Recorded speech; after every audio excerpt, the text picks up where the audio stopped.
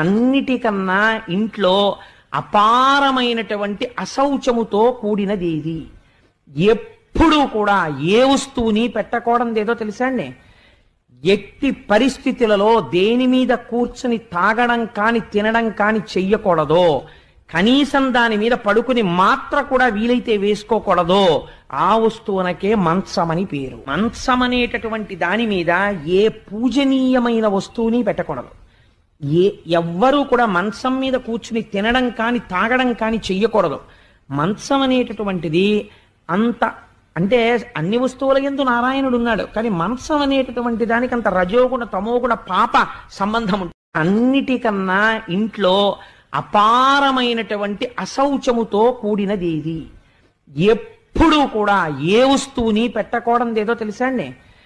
ఎట్టి పరిస్థితులలో దేని మీద కూర్చుని తాగడం కాని తినడం